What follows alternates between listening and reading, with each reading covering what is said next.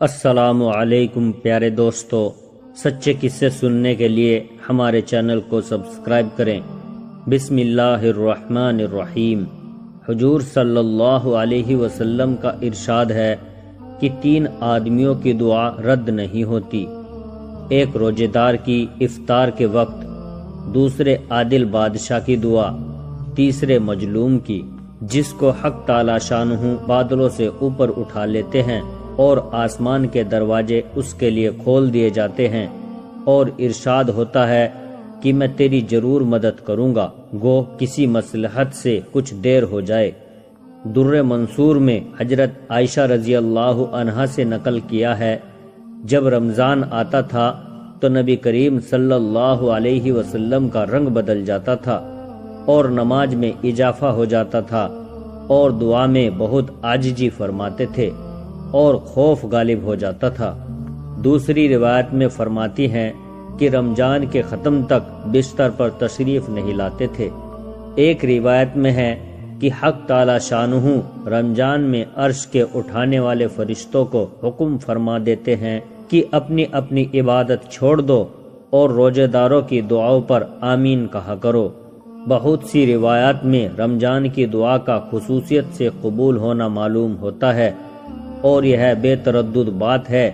کہ جب اللہ کا وعدہ ہے اور سچے رسول کا نقل کیا ہوا ہے تو اس کے پورا ہونے میں کچھ تردد نہیں۔ لیکن اس کے بعد بھی بعض لوگ کسی غرض کے لیے دعا کرتے ہیں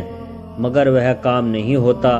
تو اس سے یہ نہیں سمجھ لینا چاہیے کہ وہ دعا قبول نہیں ہوئی، بلکہ دعا کے قبول ہونے کے معنی سمجھ لینا چاہیے۔ نبی کریم صلی اللہ علیہ وسلم کا ارشاد ہے کہ جب مسلمان دعا کرتا ہے بشرطے کی قطع رحمی یا کسی گناہ کی دعا نہ کرے تو حق تعالی شانہ کے یہاں سے 3 چیزوں میں سے ایک چیز ضرور ملتی ہے، یا خود وہی چیز ملتی ہے جس کی دعا کی، یا اس کے بدلے میں کوئی برائی مصیبت اس سے ہٹا دی جاتی ہے، یا آخرت میں اسی قدر ثواب اس کے حصے میں لگا دیا جاتا ہے۔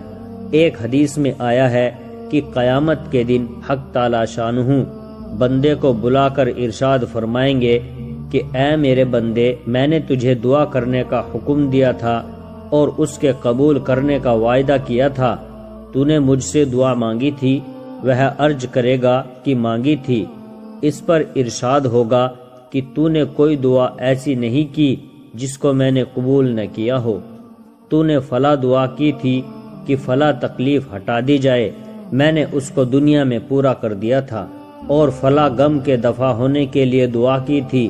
مگر اس کا اثر کچھ تجھے معلوم نہیں ہوا، میں نے اس کے بدلے میں فلاں اجر و ثواب اب تیرے لیے متعین کیا۔ حضور صلی اللہ علیہ وسلم ارشاد فرماتے ہیں کہ اس کو ہر دعا یاد کرائی جائے گی اور اس کا دنیا میں پورا ہونا یا آخرت میں اس کا عوض بتلایا جائے گا۔ اس اجر و ثواب کی کثرت کو دیکھ کر وہ بندہ اس کی تمنا کرے گا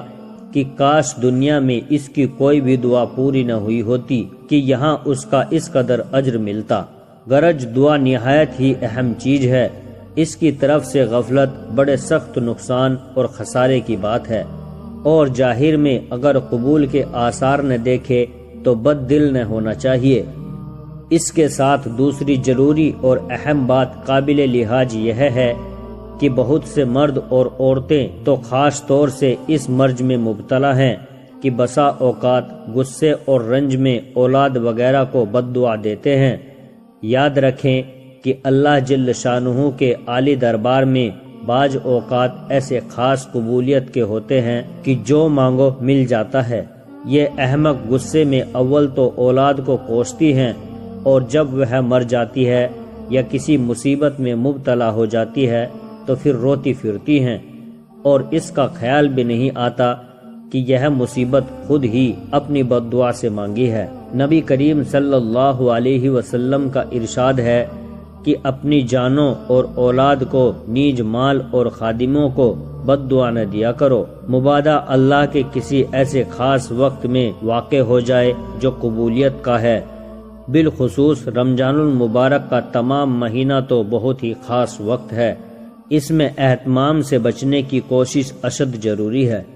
حضرت عمر رضی اللہ عنہ حضور اکرم صلی اللہ علیہ وسلم سے نقل کرتے ہیں کہ رمضان المبارک میں اللہ کو یاد کرنے والا شخص بخشا بخشایا ہے اور اللہ سے مانگنے والا نامراد نہیں رہتا۔ حضرت ابن مسعود رضی اللہ عنہ کی ایک روایت سے ترغیب میں نقل کیا ہے کہ رمضان المبارک کی ہر رات میں ایک منادی پکارتا ہے کہ اے خیر کے تلاش کرنے والے متوجہ ہو اور آگے بڑھ، اور اے برائی کے طلبگار بس کر اور آنکھیں کھول۔ اس کے بعد وہ فرشتہ کہتا ہے کوئی مغفرت کا چاہنے والا ہے کہ اس کی مغفرت کی جائے، کوئی توبہ کرنے والا ہے کہ اس کی توبہ قبول کی جائے، کوئی دعا کرنے والا ہے کہ اس کی دعا قبول کی جائے، کوئی مانگنے والا ہے کہ اس کا سوال پورا کیا جائے۔ نبی کریم صلی اللہ علیہ وسلم کا ارشاد ہے کہ بہت سے پریشان حال آسمان کی طرف ہاتھ اٹھا کر دعا مانگتے ہیں اور یا رب کرتے ہیں، مگر کھانا حرام، پینا حرام، لباس حرام، ایسی حالت میں کہاں دعا قبول ہو سکتی ہے؟ مورخین نے لکھا ہے کہ کوفے میں مستجاب الدعا لوگوں کی ایک جماعت تھی۔ جب کوئی حاکم ان پر مسلط ہوتا تو اس کے لیے بد دعا کرتے، وہ ہلاک ہو جاتا۔ حجاج جالم کا جب وہاں تسلط ہوا تو اس نے ایک دعوت کی جس میں ان حضرات کو خاص طور سے شریک کیا، اور جب کھانے سے فارغ ہو چکے تو اس نے کہا کہ میں ان لوگوں کی بد دعا سے محفوظ ہو گیا کہ حرام کی روزی ان کے پیٹ میں داخل ہو گئی۔ اس کے ساتھ ہمارے زمانے کی حلال روزی پر بھی ایک نگاہ ڈالی جائے جہاں ہر وقت سود تک کے جواز کی کوششیں جاری ہوں، ملازمین رشوت کو اور تاجر دھوکہ دینے کو بہتر سمجھتے ہوں۔ اللہ تعالی حرام روزی سے ہم سب کی حفاظت فرمائے اور اللہ تعالی ہم سب کی جائز دعاؤں کو قبول فرمائے، آمین۔ پیارے دوستو، ویڈیو اگر اچھی لگی ہو تو ویڈیو کو لائک اور شیئر کریں اور ہمارے چینل کو ضرور سبسکرائب کر لیں، اور جاتے جاتے ہمیں اپنا ایک پیارا سا کمنٹ ضرور کر دیں۔ السلام علیکم ورحمۃ اللہ وبرکاتہ۔